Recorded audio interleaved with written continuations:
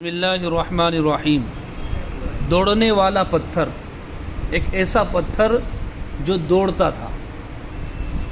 یہ پتھر جو ہے یہ ایک ہاتھ لمبا ایک ہاتھ چوڑا چورکور پتھر تھا، چاروں طرف سے سیم ایک ہاتھ لمبا اور ایک ہاتھ چوڑا پتھر، جو ہمیشہ حضرت موسیٰ علیہ السلام کے جھولے میں رہتا تھا۔ حضرت موسیٰ علیہ السلام اس کو جھولے میں رکھتے تھے۔ اس مبارک پتھر کے ذریعے حضرت موسیٰ علیہ السلام کے دو معجزات کا ظہور ہوا، جن کا تذکرہ قرآن مجید میں ہوا ہے۔ پہلا معجزہ، اس کا ذکر، اس پتھر کا پہلا عجیب کارنامہ جو در حقیقت حضرت موسیٰ علیہ السلام کا معجزہ تھا، وہ اس پتھر کی دانش مندانہ لمبی دوڑ ہے۔ وہ معجزہ کیا تھا؟ لمبی دوڑ لگاتا تھا۔ کون؟ پتھر۔ اور یہی معجزہ اس پتھر کے ملنے کی تاریخ ہے۔ یہی معجزہ اس پتھر کے ملنے کی تاریخ۔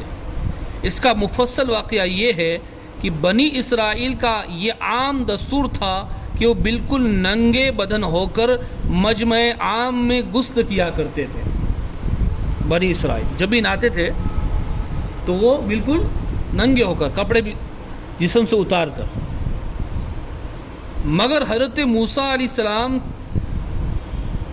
گو کہ اس قوم کے ایک فرد تھے۔ حضرت موسیٰ علیہ السلام اس قوم کے ایک فرد تھے اور اسی ماحول میں پلے بڑھے تھے، لیکن خداوند قدوس نے ان کو نبوت و رسالت کی عظمتوں سے سرفراز فرمایا تھا۔ اس لیے آپ کی عصمت نبوت بھلا اس حیا سوز بے غیرتی کو کب گوارا کر سکتی تھی؟ یہ تو ہو نہیں سکتا کہ حضرت موسیٰ علیہ السلام بھی ان کی طرح ہو جائیں کہ آپ بھی معاذ اللہ ننگے بدن آنے لگے سب کے سامنے۔ آپ بنی اسرائیل کی اس بے حیائی سے سخت نالاں اور انتہائی بیزار تھے، اس لیے آپ ہمیشہ یا تو تنہائی میں یا تہبند پہن کر غسل فرمایا کرتے تھے۔ بنی اسرائیل نے جب یہ دیکھا کہ آپ کبھی بھی ننگے ہو کر غسل نہیں فرماتے تو ظالموں نے آپ پر بہتان لگا دیا۔ ان لوگوں نے بہتان لگایا کہ آپ کے بدن کے اندرونی حصے میں یا تو برس کا سفید داغ یا کوئی ایسا عیب ضرور ہے کہ جس کو چھپانے کے لیے یہ کبھی براہنہ نہیں ہوتے۔ ان لوگوں نے حضرت موسیٰ علیہ السلام پر تہمت لگائی اور ظالموں نے اس تہمت کا اس قدر اعلان اور چرچا کیا کہ ہر کوچہ و بازار میں اس کا پروپیگنڈا پھیل گیا۔ سب کو پتہ چل گیا کہ معاذ اللہ حضرت موسیٰ علیہ السلام کے بدن میں برس ہے یا ایک ایسا عیب ہے جس کو ظاہر نہیں کرتے۔ اس مکروہ تہمت کی سوزش کا حضرت موسیٰ علیہ السلام کے قلب نازک پر بڑا صدمہ و رنج گزرا اور آپ بڑی کوفت اور اذیت میں پڑ گئے کہ کیا بات ہے، میرے پر ان لوگوں نے تہمت لگا دی۔ اور جب کسی نبی پر کوئی تہمت لگتی ہے تو پھر اللہ تعالیٰ اس کا جواب دیتا ہے۔ تو خداوند قدوس اپنے مقدس کلیم کے رنج و غم کو بھلا کب گوارا فرماتا اور اپنے ایک برگزیدہ رسول پر ایک عیب کی تہمت بھلا خالق عالم کو کب اور کیوں کر اور کس طرح پسند ہو سکتی تھی؟ اللہ نے پسند نہیں فرمایا کہ بنی اسرائیل میرے کلیم کے تعلق سے بات کہے۔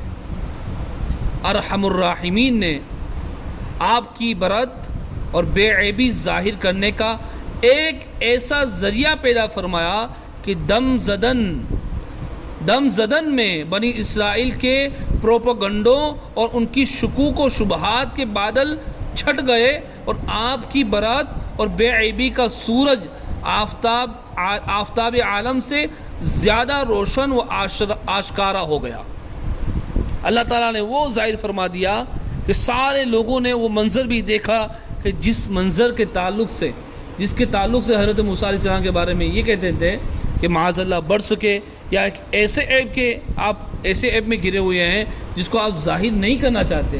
تو پھر اللہ تعالیٰ نے ایک ایسی چیز کی کہ حضرت موسیٰ علیہ السلام کے تعلق سے ان کو پتہ چل گیا کہ حضرت موسیٰ علیہ السلام بے عیب ہے۔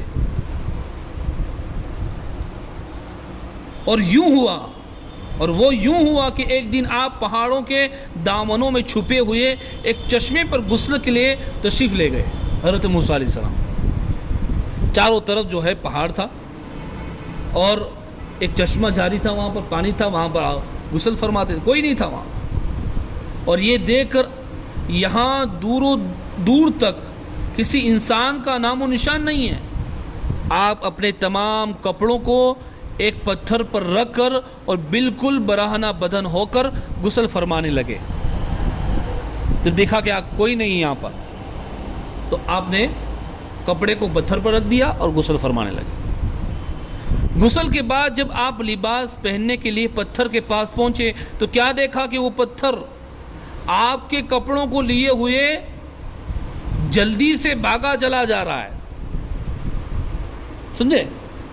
پتھر نے کپڑے لیے حضرت موسیٰ علیہ السلام کے اور بھاگا چلے جا رہا ہے۔ یہ دیکھ کر حضرت موسیٰ علیہ السلام بھی اس پتھر کے پیچھے پیچھے دوڑنے لگے اور کہنے لگے ثوبی حجر ثوبی حجر، اے پتھر میرا کپڑا، اے پتھر میرا کپڑا۔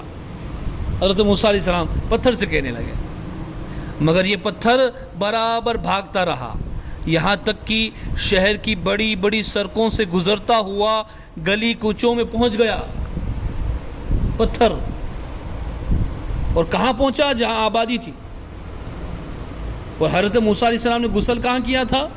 جہاں آبادی نہیں تھی، دور و دراز، جہاں انسان کا نام و نشان نہیں تھا۔ مگر پتھر بھاگتا ہوا آبادی کے پاس پہنچا اور آپ بھی برہنہ بدن ہونے کی حالت میں برابر پتھر کو دوڑاتے چلے گئے۔ اس طرح بنی اسرائیل کے ہر چھوٹے بڑے نے اپنی آنکھوں سے دیکھ لیا کہ سر سے پاؤں تک آپ کے مقدس بدن میں کہیں بھی کوئی عیب نہیں ہے۔ دوڑنے والا پتھر، سمجھے؟ دوڑتا رہا، موسیٰ علیہ السلام کپڑے کے لیے اس پتھر کے پیچھے دوڑتے رہے، اور لوگوں نے دیکھ لیا کہ موسیٰ علیہ السلام سر سے پاؤں تک آپ کے اندر کوئی عیب نہیں ہے، بلکہ آپ کے جسم اقدس کا ہر حصہ حسن و جمال میں اس قدر نقطۂ کمال کو پہنچا ہوا ہے کہ عام انسانوں میں ان کی مثال تقریباً محال ہے۔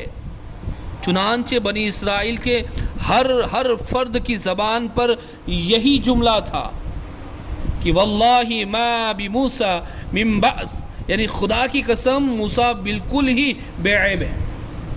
سب نے اپنی زبان سے کہا اور پھر مان لیا انہوں نے کہ موسیٰ علیہ السلام بے عیب ہے۔ جب یہ پتھر پوری طرح حضرت موسیٰ علیہ السلام کی برات کا اعلان کر چکا تو خود بخود پتھر ٹھہر گیا۔ جو سارے لوگوں کو پتہ چل گیا کہ موسیٰ علیہ السلام بے عیب ہے، تو جو پتھر کپڑا لے کر بھاگا تھا وہ ٹھہر گیا۔ آپ نے جلدی سے اپنا لباس پہن لیا اور اس پتھر کو اٹھا کر اپنے جھولے میں رکھ لیا، کیونکہ یہ پتھر بھی جھولے میں رہنے والا تھا موسیٰ علیہ السلام۔ اور یہ بات بخاری شریف کے اندر موجود ہے۔ اللہ تعالیٰ نے اس واقعہ کا ذکر قرآن مجید میں اس طرح بیان فرمایا، یا ایھا الذین آمنوا لا تکونوا کالذین آذوا موسیٰ، اے ایمان والو ان جیسے نہ ہونا جنہوں نے موسیٰ علیہ السلام کو ستایا۔ فبرأہ اللہ مما قالوا، تو اللہ نے اسے بری فرما دیا اس بات سے جو انہوں نے کہی۔ کیا کہا تھا؟ انہوں نے عیب لگایا تھا نا، اللہ نے عیب سے حضرت موسیٰ علیہ السلام کو بری فرما دیا۔ وَكَانَ عِنْدَ اللَّهِ وَجِيهًا، اور موسیٰ اللہ کے یہاں آبرو والے۔